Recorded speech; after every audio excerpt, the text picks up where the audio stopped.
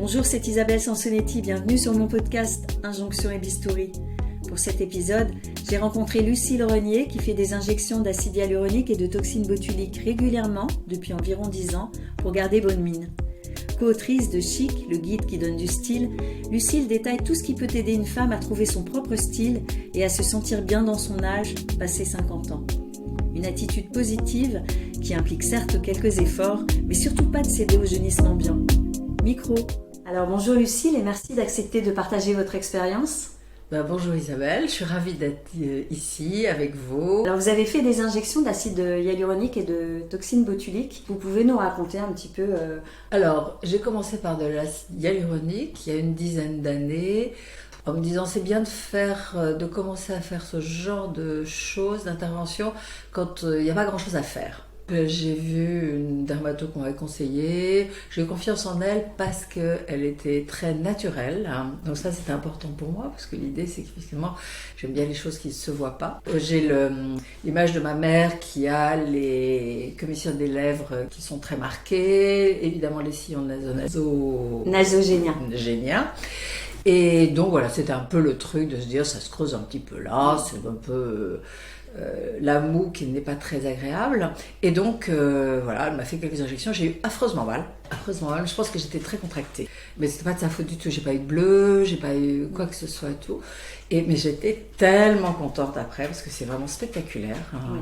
Et puis j'avais 10 ans de moins, donc j'avais 54 ans à l'époque, donc j'ai pas eu besoin de le refaire régulièrement. 1 an et demi après, j'ai trouvé que... Ah oui, j'avais quand même téléphoné à mon ex-mari, qui est chirurgien, et je lui avais dit, qu'est-ce que t'en penses? Il m'a dit, si tu veux dépenser ton argent à quelque chose qui va disparaître, n'hésite pas à le faire. Donc voilà, et puis après je l'ai refait régulièrement, 1 an et demi, et puis de nouveau 1 an et demi, et puis après je trouvais que j'avais des petites rides autour des yeux, et puis la ride du lion. Alors la ride du lion, elle me dit que je suis obligée de passer au Botox.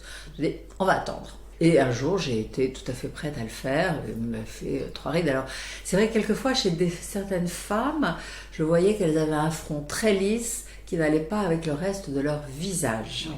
Je voulais absolument pas ça. J'avais pas envie d'avoir non plus 2 petites pommes à la place des joues.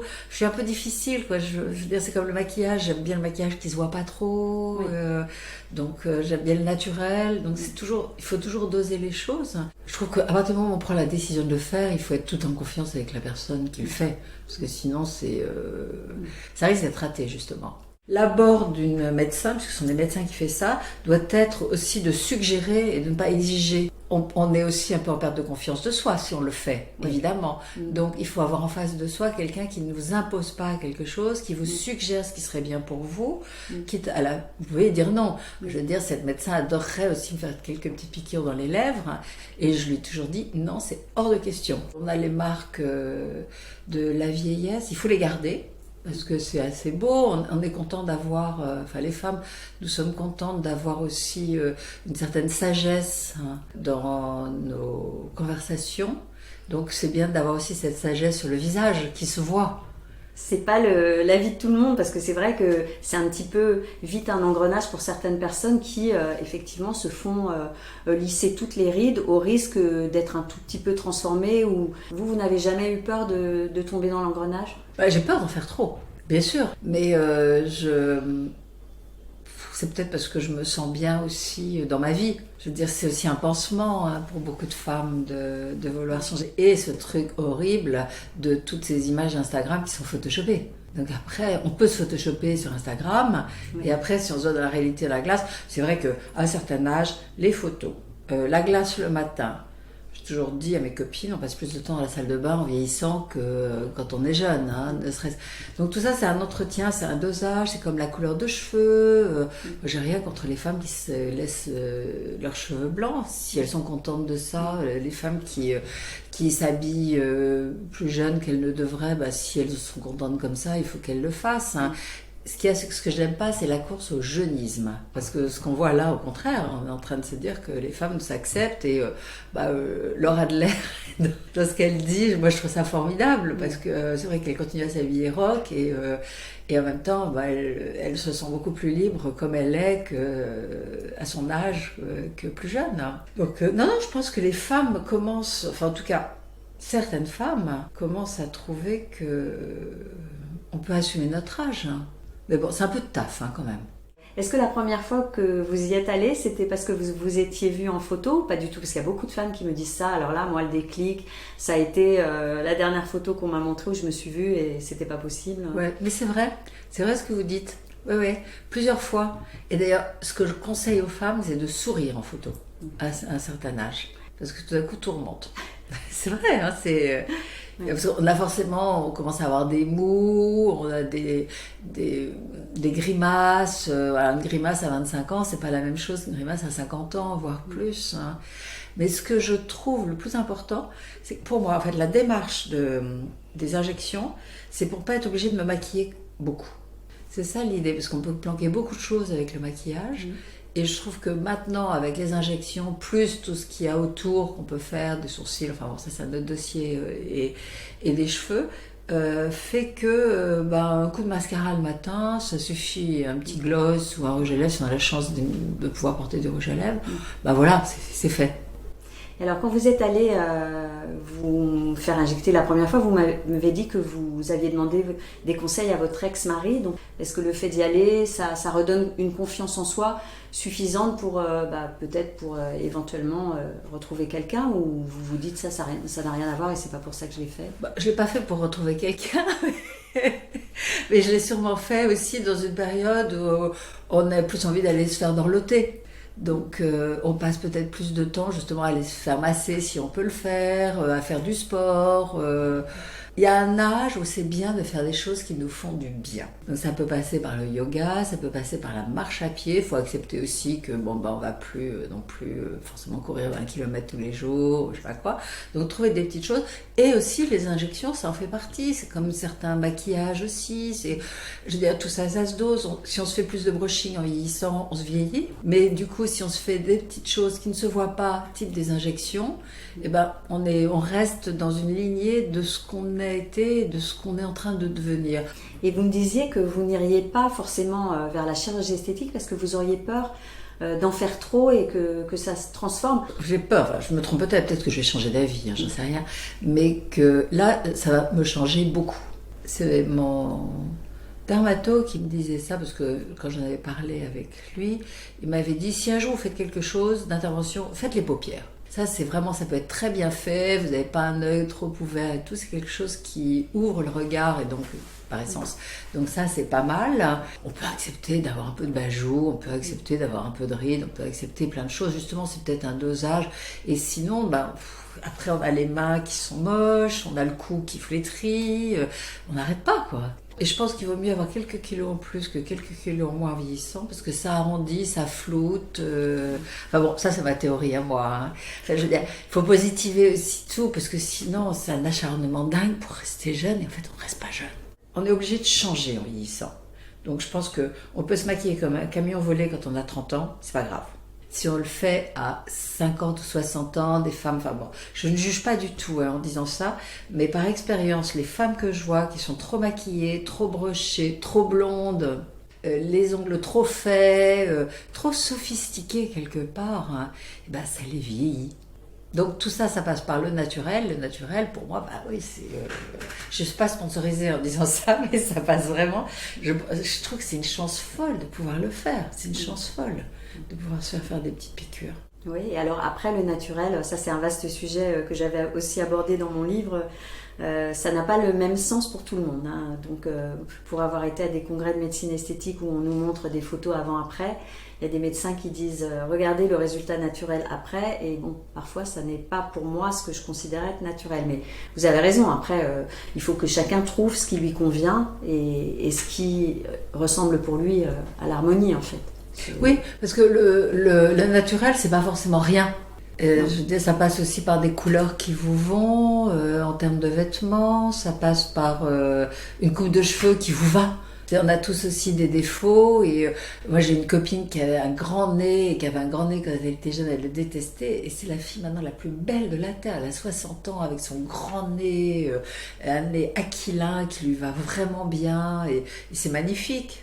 Alors vous évoquiez, il faut avoir une coupe qui nous va, c'est pas forcément évident et vous le savez bien puisque vous-même vous avez écrit un livre alors sur la mode, chic du style, hein, c'est ça le style, ouais, surtout sur le style plus que la mode. Voilà, chic le style, parce que voilà, c'est pas forcément donné à tout le monde de savoir ce qui nous va. En même temps, il faut que ça vous plaise. C'est le truc, la différence entre le style et la mode, hein. C'est que la mode, on va porter des choses qui ne vont pas forcément. Uniquement parce que c'est à la mode. Et savoir les couleurs qui vous vont, c'est pas parce que le beige est à la mode qu'il faut mettre du beige ou du rose. Je veux dire, ou des carreaux ou des fleurs. Hein. Il faut juste essayer de savoir, vous, ce que vous aimez et comment vous vous sentez et si vous vous sentez bien. Il y a des femmes qui veulent être passe-partout, d'autres qui veulent avoir des couleurs vives. Tout est respectable. Oui. Tout est respectable. Il faut trouver... Et puis, on floute un peu son visage, on floute aussi ses vêtements... vous portez des lunettes, moi aussi je suis ravie parce que ça floute aussi un peu. Oui, c'est vrai. Ça cache quelques cernes. Oui, non, mais c'est bien aussi, quelques petites rides, je veux dire, moi j'ai failli passer aux lentilles. Hein. Et puis finalement je me suis dit, je préfère avoir 2 ou 3 paires de lunettes hein, et changer de lunettes et me dire, voilà, ça fait partie de moi, c'est un accessoire qui est à moi et je suis reconnaissable avec mes lunettes. Et comment on fait pour trouver le style qui nous va et pas prendre 10 ans? Il y a des femmes qui peuvent vous aider à trouver votre style. Et sinon, il faut accepter de se dire que ça ne me va pas. Ou je ne m'aime pas. Après, si vous aimez le turquoise et que ça ne vous va pas, c'est pas grave. Parce que vous trouvez votre style avec du turquoise. On va pas dire, non, c'est moche. Quand une femme avait dit, quand on voit la rue, on se dit qu'il y a beaucoup de femmes qui n'ont pas de glace en pied. Si elles adorent montrer leurs jambes, même si, je veux dire, elles ne sont pas obligées d'avoir des jambes formidables pour s'habiller en jupe courte ou en short l'été, sinon ça devient des dictates absolument épouvantables. Donc, en fait, l'idée, c'est quand on trouve son style, c'est-à-dire que quand on se sent bien dans ses vêtements, je pense qu'on a du style. Et on a son style à soi. Voilà, indépendamment du goût des autres. Absolument. Donc les femmes qui viennent vous voir, puisque vous faites des séances de relooking, hein, donc elles viennent vous voir, c'est des femmes qui n'ont vraiment absolument pas de style ou qui n'ont pas confiance en elles? Non, qui n'ont pas confiance en elles. Moi, je m'occupe plutôt de femmes d'âge mûr, on va dire. Je suis plus légitime là-dedans, en plus. Donc, j'essaie aussi de détoxer leur placard, de garder ce qui va dedans et de leur faire acheter les bons pions qui font que ça va juste les valoriser un petit peu et leur faire plaisir. Quelquefois, elles ont des choses dans leur placard, elles disent « je le mets jamais ». Et je sais pourquoi elles ne le mettent pas. Mais vous aimez pas? Je dis, ça ne me va pas, ça ne vous va pas. Donc elles le savent, mais elles ne vont pas jusqu'au bout. Et je pense que c'est pareil avec la beauté. Mais dans ces cas-là, il faut rester dans des basiques.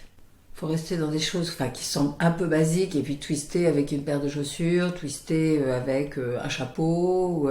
En fait, avoir du style, c'est avoir quelque chose de linéaire, c'est-à-dire avoir toujours du rouge à lèvres, avoir toujours des mains faites avec un joli rouge, par exemple, ou un marron, ou ce qu'on veut, une couleur vive. Il y a des femmes qui sont toujours en basket. Quand on voit les stars, hein, quand on voit de Grace Kelly à des femmes type même, je sais pas, Lorraine Hutton ou certaines égéries de style, hein, Audrey Hepburn, on les identifie à un style. Et Audrey Hepburn aurait pu l'habiller autrement, si elle aurait pu s'habiller autrement. Ça aurait été parfait. Sauf qu'elle a trouvé son style. Mais moi, je trouve que les femmes ont de plus en plus d'assurance avec notamment le style parce qu'elles ont le choix. Je vois même autour de moi plein de femmes que j'aimerais bien relooker, qui font partie de mon entourage propre, mais elles sont tellement heureuses de s'habiller comme elles s'habillent, tant mieux. Et alors, qu'est-ce que vous aimeriez relooker, par exemple? J'aimerais leur dire quelquefois qu'elles mettent des vêtements trop serrés, que on peut mettre des pantalons plus larges à un certain âge, que c'est bien de continuer à mettre des talons, mais peut-être un type de talons et des talons pas trop hauts.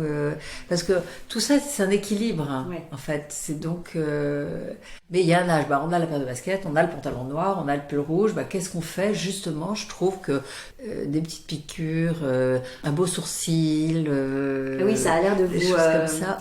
Tenir à cœur le sourcil. Vous pouvez développer un petit peu sur le sourcil parce que c'est vrai aussi qu'il y a aussi des modes de tatouage du sourcil qui peuvent être un petit peu comme quand on fait trop d'injections anti-rides. Parfois, on peut aussi trop surligner un sourcil ou trop l'épiler. Tout ce qui est tatouage, en tout cas sur le visage, qui ne sont pas des motifs, des choses comme ça, c'est comme les injonctions, il faut faire appel aux bonnes personnes. Donc il faut se renseigner beaucoup, il faut regarder sur internet. Moi, ce que je conseillerais vraiment aux femmes, de pouvoir même aller leur poser des questions, avoir un rendez-vous au départ qui ne sert à rien, qui est juste est-ce que je peux le faire, qu'est-ce que vous me proposez, est-ce que vous pouvez me montrer des exemples de choses que vous avez fait, et parce que ça peut être dramatique. C'est vrai, en fait, le mot qui me vient, c'est le mot artiste. Et je pense que c'est comme les dermatos qui vont vous faire des piqûres, elles vont modeler un visage d'une certaine façon. Le coup de tatouage de sourcil ou de l'eyeliner, moi je l'ai fait aussi. Ah oui. C'est génial. C'est génial, vraiment. Alors là, bon, je vais refaire, c'est horriblement, c'est atrocement douloureux. Ah oui. Ça dure 2 ans, enfin. Mais alors, il faut vraiment avoir confiance dans le tatoueur. Ouais, il faut avoir confiance dans la personne qui fait. Ce ne sont pas des tatoueurs, Oui, c'est vraiment des artistes. Vraiment, ce sont des esthéticiennes, des maquilleuses pro. Regardez tout ce qui se fait, quoi. Maintenant, en plus avec Insta, on n'est pas obligé d'aller chez le premier venu. On peut regarder ce qu'il fait, regarder les réseaux sociaux, aller voir, demander, avoir confiance dans la personne. Alors, tout ça, c'est un peu d'investissement financier, c'est un investissement de temps. Et si ça fait mal, c'est aussi un investissement de... Ça fait mal, je peux pas dire le contraire, mais bon... J'imagine qu'on a la paupière très gonflée après, non? Ça fait un peu tout. d'œdème, non? Pas du tout, rien. Non, on a une croûte, on peut pas se maquiller pendant 8 jours, on a une croûte, alors il faut mettre vraiment du sérum physiologique, il faut mettre une pommade antibiotique, d'une façon spéciale pour les yeux, de le faire de façon très très consciencieuse. Oui. Enfin, de toute façon, on a tellement peur qu'on le fait. Ça, je vais te dire. Mais enfin, on se fait blanchir les dents, beaucoup de femmes se font blanchir les dents. Ça aussi, c'est un truc. Il faut aussi aller voir la bonne personne qui accepte de vous le faire, qui dit que vous pouvez le faire ou pas. Mon dentiste m'a dit, je vous le déconseille vraiment parce que vous allez avoir un déchaussement des dents bientôt, enfin un jour, si vous le faites comme ça et tout. Donc j'aurais bien aimé faire des dents blanches, je trouve que c'est vachement bien. Mais justement, vous voyez les bonnes personnes, vous allez toujours trouver des charlatans, entre guillemets, qui vont dire, bien sûr, je peux vous le faire. Je pense que dans quelques années, ça va être dramatique pour pas mal de personnes. Parce que perdre ses dents ou avoir des dents un peu jaunes, c'est fait. Le choix est vite fait, c'est sûr. Quand vous êtes allé vous faire donc les injections la première fois, vous avez eu des réactions de votre entourage? Rien. Vous étiez déçus? Non, mais je l'ai dit à mes copines, j'ai dit, mais tu vois pas. Alors après, elle dit, ah oui, on voit un petit peu. Mais en fait, je suis contente en fait en même temps parce que même mon mari, là, je viens de le faire. Et il était au courant et tout, le soir il est rentré. Rien et tout. Et donc le lendemain, je dis, ça se voit pas. Elle me dit, ah oui, t'as super bonne mine. Là. Voilà, donc pour moi, c'est gagné. Je vois ce qui a été fait. Si lui, il le voit pas ou n'est pas en train de se dire, ah oui, c'est un changement radical, moi, ça me va très bien. Mais en fait, c'est comme dans tout. Enfin, je dirais, c'est horrible ce que je vais dire, mais c'est comme dans les vêtements, c'est comme dans la déco, c'est comme dans tout ça. Je trouve que c'est bien quand les choses ont l'air naturelles. Oui, quand c'est notre goût. Parce qu'il y a effectivement des gens qui sont plus dans comme vous disiez tout à l'heure, dans le show-off peut-être, qui vont aimer certains types de talons, certains types de couleurs, certains types de bijoux. Oui, tout à fait. Et puis peut-être d'avoir des lèvres très pulpeuses et des pommettes saillantes. Mais ça, c'est une histoire de goût aussi. Il y a des femmes qui ont envie que ça se voit et d'autres, au contraire, qui veulent que ça soit très naturel. La seule chose, il ne faut pas regretter. Surtout quand on recourt à la chirurgie esthétique. Le regret, c'est compliqué parce qu'on est quand même passé sur le billard, on s'est fait anesthésier. On peut récupérer ou retoucher s'il y a quelque chose qui ne convient pas, mais ce qu'on a retiré ou transformé, on ne le retrouve pas. Et c'est pour ça que toutes ces femmes là qui mettent sur les réseaux leurs mauvaises expériences, c'est vraiment bien. C'est vraiment bien parce que je pense qu'il peut y avoir aussi beaucoup de dégâts. C'est comme les fesses. Enfin, je suis pas penchée sur le problème des fesses, mais c'est vrai qu'il y a eu des expériences dramatiques. Oui, c'est une chirurgie très... Alors c'est souvent de la chirurgie et quand c'est des injections, de toute façon c'est un traitement qui est particulièrement risqué, surtout s'il n'est pas fait par des personnes très compétentes et c'est important de bien se renseigner. Alors c'est vrai quand on est dans des milieux où on trouve facilement les bonnes adresses, si on a une amie comme c'était votre cas qui a trouvé le bon dermato et que ça vous correspond aussi, c'est facile.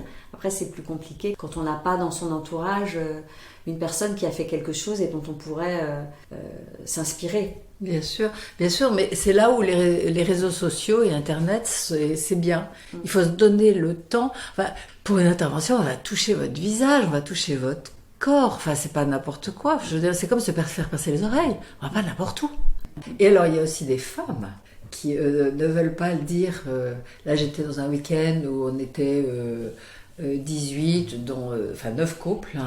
et de mon âge à peu près, et donc on échangeait avec les filles et tout, et moi je le dis très clairement que j'en fais et tout, et je sais qu'il y en a qui disent ah mais moi jamais, ok, et d'autres qui sont un peu intimidés devant alors comment ça se passe et tout, donc moi je racontais mon expérience, ils disaient ah mais tu le dis, bah oui je vois pas pourquoi je le cacherais, enfin, ça me pose pas de problème, et au contraire je trouve que c'est bien de pouvoir l'assumer, et en même temps je comprends qu'il y ait des femmes qui ont presque honte de le dire. Oui, c'est encore tabou. C'est encore tabou, il faudrait plus que ça soit tabou, parce que justement, ça permettrait peut-être d'éviter des erreurs. Moi, ce qui me fait peur, c'est les erreurs, en fait. Et alors, comment ça pourrait vous arriver, vous, de faire une erreur? Bah, on ne sait jamais. Hein. Je peux peut-être, soit un jour, avoir quelque chose de compulsif aussi. On n'est jamais à l'abri de ça. Bon, je pense que j'ai un bon sens qui me ferait dire que je suis bien entourée aussi, donc de ne pas faire certaines choses. Mais peut-être de ne pas le faire le jour où on est justement pas super bien dans sa peau. Enfin, c'est comme les femmes que je l'habille, je leur dis toujours n'ayez pas des achats compulsifs en termes de vêtements parce que c'est des choses que vous n'allez pas mettre. Et c'est un pansement qui ne sera pas un pansement. Et donc c'est la même chose dans des injections. On ne va pas aller forcément mieux si on le fait mal. Donc il faut toujours avoir ça à l'esprit. Et si on a la chance d'avoir des enfants, peut-être leur demander, s'ils sont un peu grands, leur demander leur avis. Vous avez fait? Non. Vous avez une fille, c'est ça? J'ai une fille et un garçon. Ouais. Mais bon, ma fille le sait. Mon fils, je pense que j'en ai jamais parlé avec lui parce que pour lui c'est un non-sujet. Ou bon, comme tu veux, je sais pas. Non, ma fille, je lui avais pas demandé son avis. J'y ai même pas pensé, je dois dire. Ouais. Mais je trouve que ça serait une bonne idée. Mais c'est elle qui a remarqué que vous aviez fait quelque chose? Non, c'est moi qui lui en ai parlé. Bah, elle m'a dit c'est génial. Et alors elle a 36 ans. Et là, elle a très envie de faire quelque chose.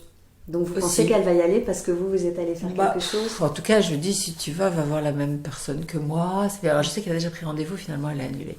Je lui ai dit mais je t'encourage à le faire maintenant parce qu'elle a pris un peu trop de soleil. Et donc, mais j'encourage à le faire. Mais c'est elle qui dit j'ai pris un peu trop de soleil et tout. Si tu veux le faire, fais-le. Mais va voir les bonnes personnes. Je ne sais pas si j'assumerais, mais j'adorerais être ridée comme certaines femmes que je vois qui sont tellement belles, tellement belles. Oui, mais alors souvent, le problème des rides, enfin le problème, c'est pas un problème les rides, c'est que on les accepte plus facilement pour les hommes que pour les femmes dans notre société encore. Bien sûr, évidemment. Un homme, on dira facilement qu'il est beau avec ses rides. Mais complètement, même on trouve beaucoup d'hommes beaucoup plus beaux vieux que jeunes.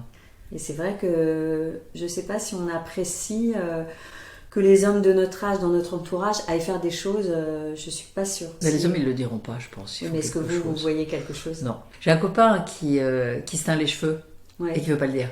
Je suis persuadée. Mais il dit que non.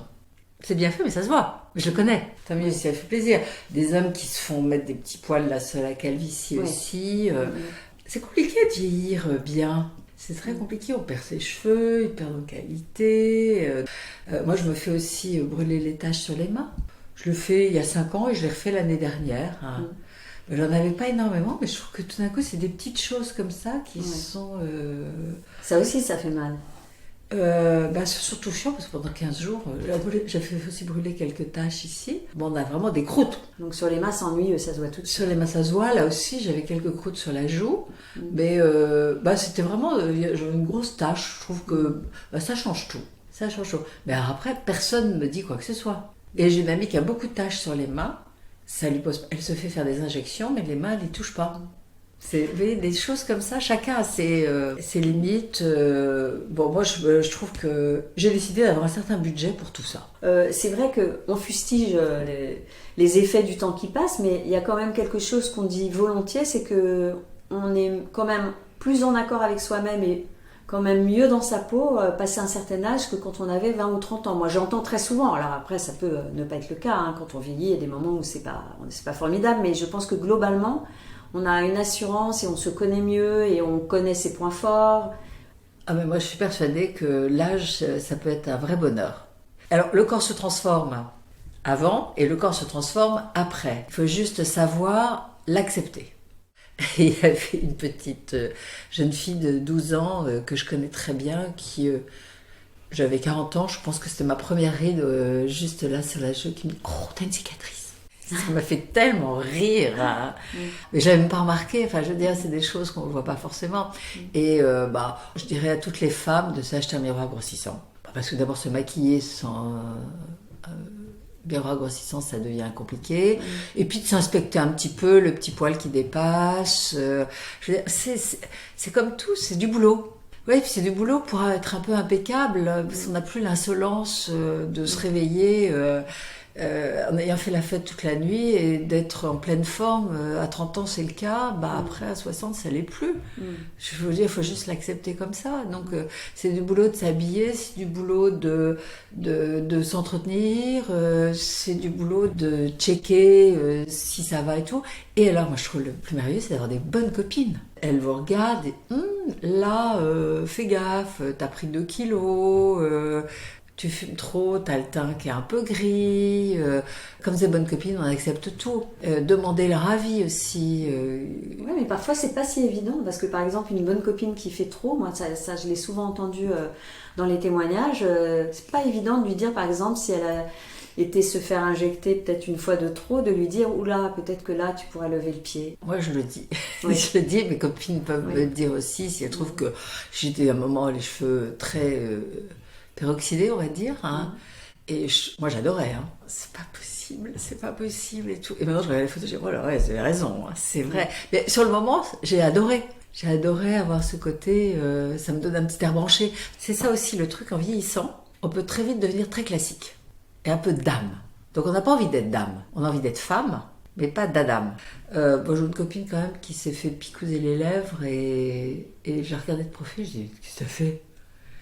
Et elle a dit ça, et son mari était d'accord avec moi, elle a dit, j'étais furieux.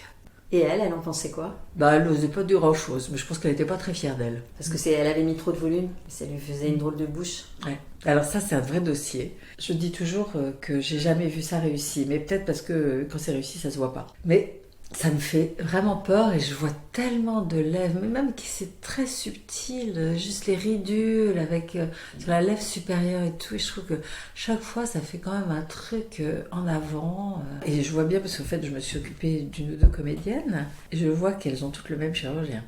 Ah oui. Elles ont toutes la même bouche. Disons que on perd de la singularité de son visage. Ouais, et tout d'un coup, c'est quelque chose qui se voit, qui saute aux yeux. La bouche, c'est vraiment quelque chose qui saute aux yeux. Ça va pas forcément avec leur visage. Mais justement, je pense à quelques femmes que j'ai conseillées, qui étaient plus près de après 70, on va dire. Celles que je voyais qui avaient fait des injections, c'était un peu beaucoup. Par rapport à la main, par rapport au cou, par rapport à la tonicité de la peau, très pommelée, très lisse, très l'œil grand ouvert. Alors c'est peut-être passé par un lifting, j'en sais rien, je me suis jamais... Puis en plus, je me permettais pas de leur poser la question si elles m'en parlent pas. Donc c'est pour ça que je dis, il faut mieux le faire un peu jeune. C'est bien. Oui, en même temps, parfois quand on est jeune, on n'a pas cette préoccupation-là.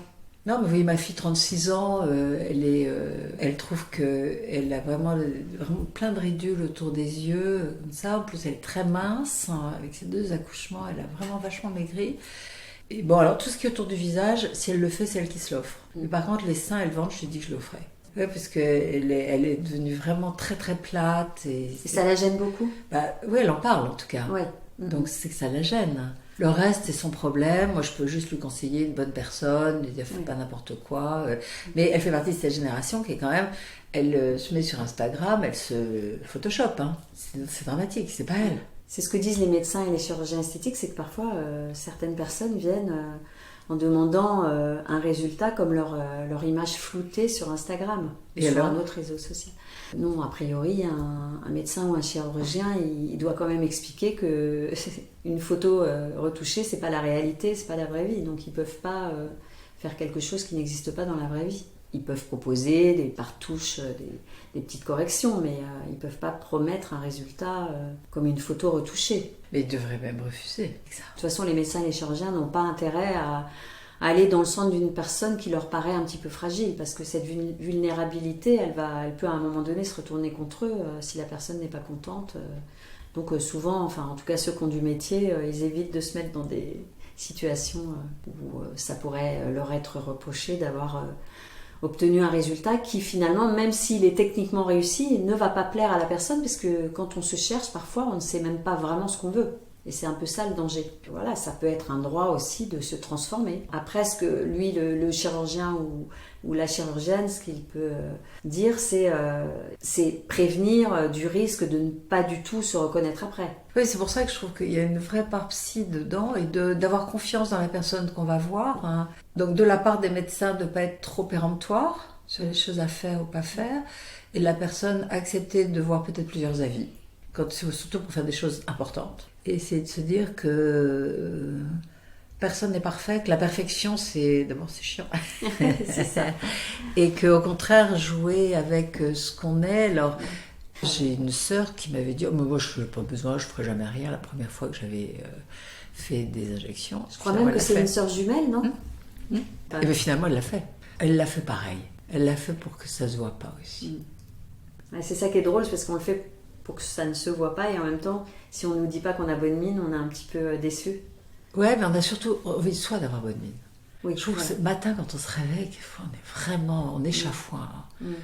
Oui, surtout si on vit à Paris, entre la pollution, on est obligé d'avoir ces artifices-là. C'est pour ça que j'adore le gloss. Enfin, tout ce côté glossy comme ça, qui est frais, qui donne bonne mine, qui donne du rose au jour, comme si on avait couru un petit peu. En transparence un peu. J'adore ça. Et alors c'est marrant parce que si vous parlez de ma sœur, elle est beaucoup plus sophistiquée que moi. Elle a une vraie coiffure, elle a des vêtements qui sont des vrais vêtements architecturés. Et on est à la fois très différentes et en même temps dans la même démarche, mais chacune avec notre identité. Tout le but, c'est ça, c'est de garder son identité. Ouais. Et donc quand on se fait faire trop de choses, je pense qu'on perd son identité. Quand je vois toutes ces comédiennes qui ne se font rien ou que des choses qui ne se voient pas, je trouve qu'elles sont formidables. C'est formidable. C'est difficile de vieillir, que ce soit les filles qui sont à la télé, les filles les comédiennes. Il y a une fille que j'adore, c'est Sandrine Kiberlin. Je pense qu'elle est de plus en plus belle.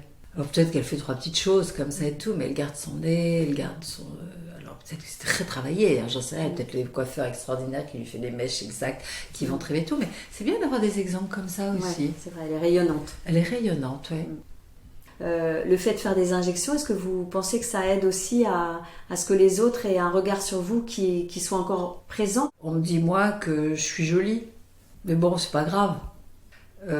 On est jolie à 30 ans, on est beaucoup plus jolie entre 30 et 40, bien évidemment. Donc après, il faut juste accepter de laisser la place. Voilà. Donc je sais pas s'il faut le faire pour qu'on nous dise qu'on est encore belle. Il faut le faire pour soi. Mais les filles qui travaillent à la télé, si elles le font, c'est aussi pour garder leur job. Hein.